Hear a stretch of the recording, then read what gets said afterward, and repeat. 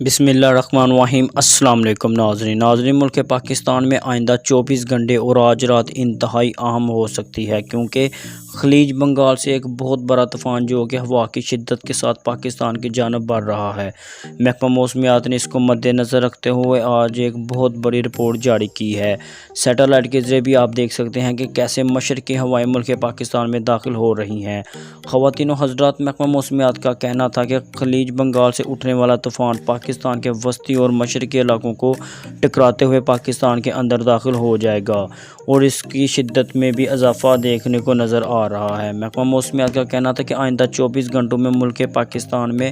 بڑے پیمانے پر یہ ہوا کا پریشر پھیل جائے گا۔ محکمہ موسمیات کا مزید کہنا تھا کہ اس سے ملک میں مزید بارشیں اور طوفان بھی آ سکتا ہے، جو کہ پاکستان میں ایک دفعہ پھر سے پورے ملک کو متاثر بھی کر سکتا ہے۔ مزید محکمہ موسمیات کا کیا کہنا تھا، آئیے آپ کو مکمل تفصیل کے ساتھ اس ویڈیو میں بتاتے ہیں،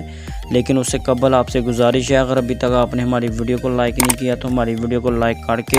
ہمارے چینل کو سبسکرائب کر کے ساتھ دیے بیل آئیکن کو لازمی پریس کر دیں، تاکہ اس طرح کے ویڈیو کا نوٹیفیکیشن سب سے پہلے آپ کو ملتا رہے اور آپ رہیں باخبر۔ ناظرین، محکمہ موسمیات کی تازہ ترین رپورٹ کے مطابق ایک مرتبہ پھر سے ملک پاکستان میں بارشوں کا سلسلہ پیدا ہو رہا ہے، کیونکہ مغربی ہوائیں آج رات پاکستان میں داخل ہو جائیں گی، جس کی وجہ سے ملک پاکستان میں سیلاب زدگان شدہ علاقوں میں مزید سیلابی صورتحال بھی پیدا ہو سکتی ہے۔